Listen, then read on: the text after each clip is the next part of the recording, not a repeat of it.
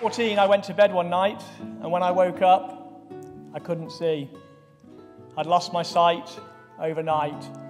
Not expected, not predicted, certainly something I didn't think I'd ever have to face him. Përshëndetje dashur miq, ndodhemi në rezidencën e ambasadës britanize. Për momentin do të transmetojmë deri tek ju një intervistë të cilën do ta kemi ekskluzive e që do të bëhet me Lord Holmes. Është një person mjaft me vlerë nga Britania, detajet e së cilit do të keni mundësi t'i kuptoni gjatë intervistës. Shijojeni.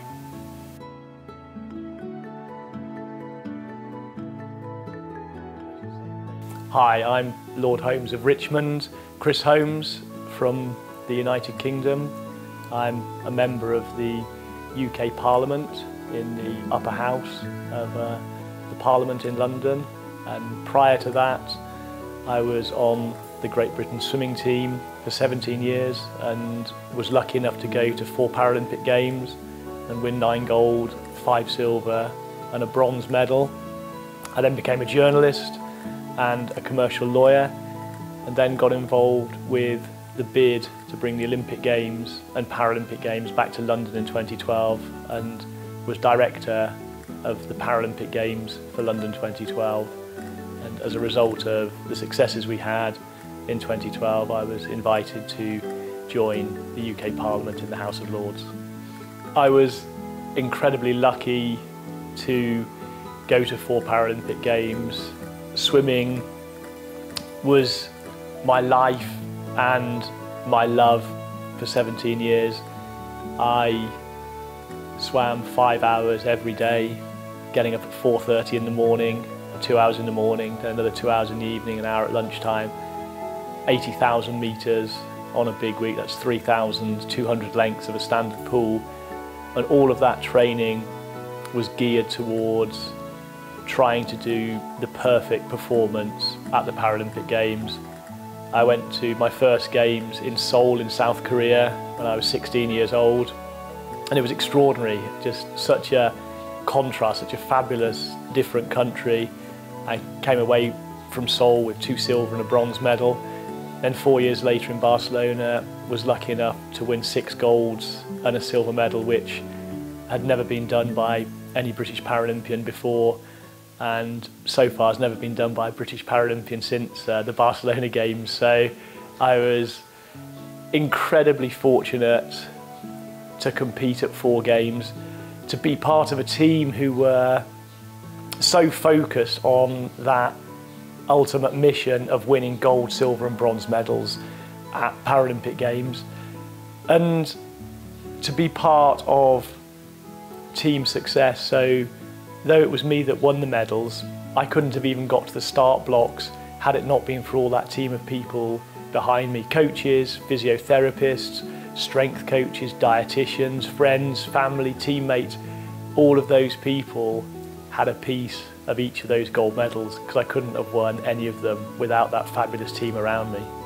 This is my first time in Macedonia, my first time in the region, so not only am I delighted to be here, it's a real honour to be here, but to be here at such an interesting point for the country. You can feel that sense of optimism, that sense of change on the streets in the city when I've been walking around.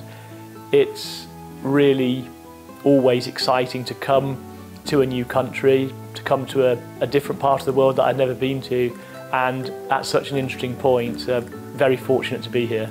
The coffee has good power, but what I like the most is the conversations that I've had with people in Macedonia from all different backgrounds, getting their perspective on life, hearing their hopes, their dreams, what they want for the future. That is always the greatest thing about any nation, any country, any city, any community.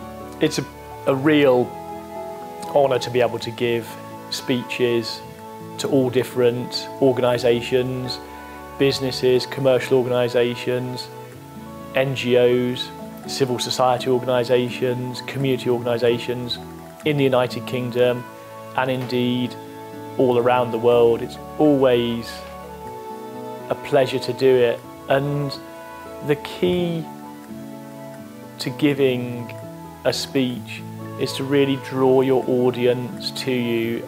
I'm incredibly fortunate to be able to feel the energy in a room. And speaking yesterday at the seminar in Skopje, fabulous room full of people from all different backgrounds, all different organisations, but a real positive energy there. So to be able to tell my story and give people a sense of how to enable their dreams to become a reality, how to plot that path, have that vision, have that mission and put it into a plan to make it a reality. It's always an incredible privilege to give those speeches, be it in the UK, be it down here in Macedonia, anywhere around the world. Whatever the organisation, it's always interesting and uplifting to interact with people from all different backgrounds around the world. I'm always unbelievably nervous before giving a speech. I am nervous today too. It's always incredible. On the morning that I'm giving a speech, I always wake up and I think, oh, why did I agree to do this? Why am I doing it? I feel, oh, this sense in the pit of my stomach and my heart is racing. And I think you have to have that feeling.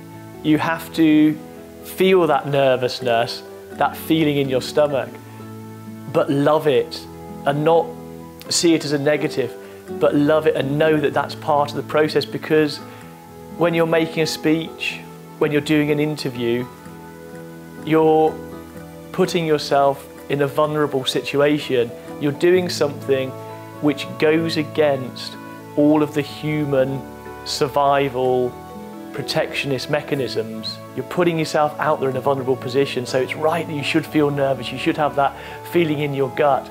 If you didn't have that feeling, then you should be really nervous, because you can't perform, be it an interview, be it a speech, be it a Paralympic swimming final.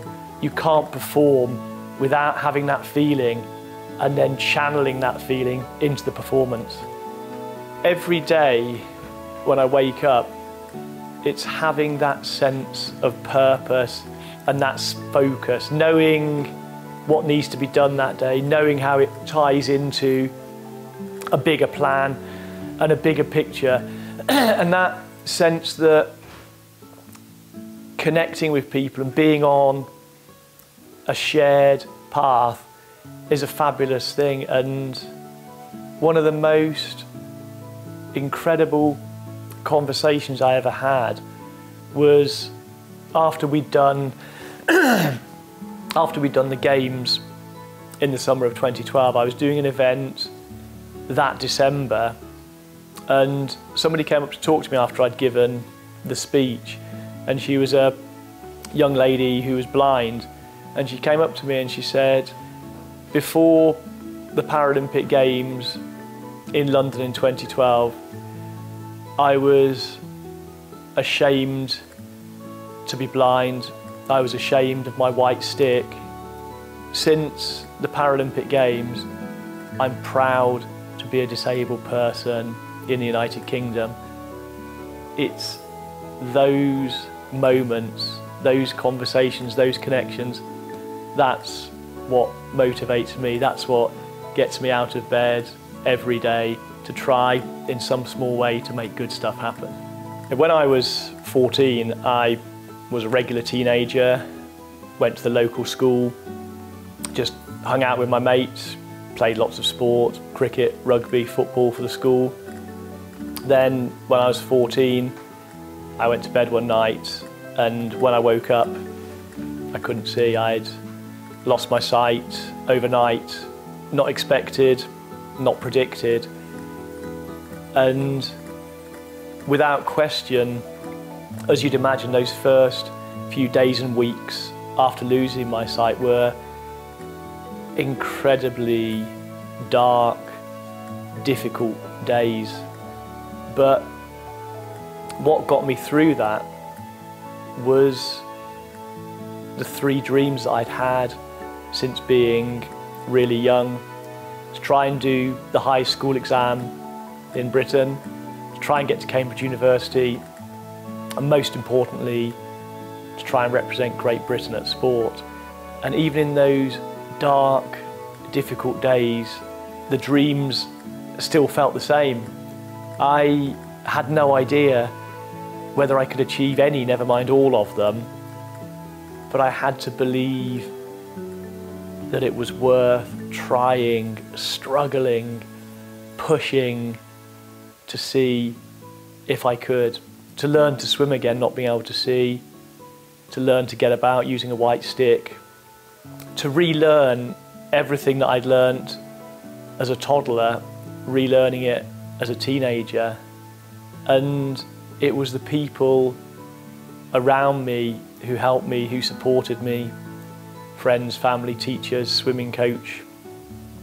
It was them that enabled me to take those tentative steps forward and to start that journey to achieving all 3 of those dreams, those goals. And absolutely none of this stuff is easy for everybody watching. It's not easy to achieve anything which is worthwhile. That's why it's worthwhile. It's always an incredible struggle, but what you learn in that struggle, in that journey, in that mission, that's what enables us to grow. That's what enables us to meet such fabulous people along that journey, and it's that where we really become human. It was an incredible moment, and there were 2 key points in winning that gold medal. The first point was when I touched the time pads at the end of the pool and I knew I'd won, and there was this sense of absolute elation and all energy rushing through me, this sense of all of those thousands of hours and millions of meters of training had all been distilled into this one performance, and a gold medal performance. That was an incredible moment for myself to feel that as an individual, this fabulous sense of I've achieved it. Thousands of hours, millions of meters into one gold medal performance. Always focus 100% on what's in front of you. Don't be distracted or tied up by the past. Have that clarity of purpose. Connect, get people around you to help you on whatever journey, whatever mission you're on, and only care about the stuff that really matters. Don't be wrapped up in trivia, irrelevance, superficial stuff. Focus on the things that matter and open up that moment. Be positive and think positive things about change, because change always has the potential to bring about opportunities, possibilities and positivity. Have that focus, have that clarity, connect with people, and always sensational things will happen. Thank you very much.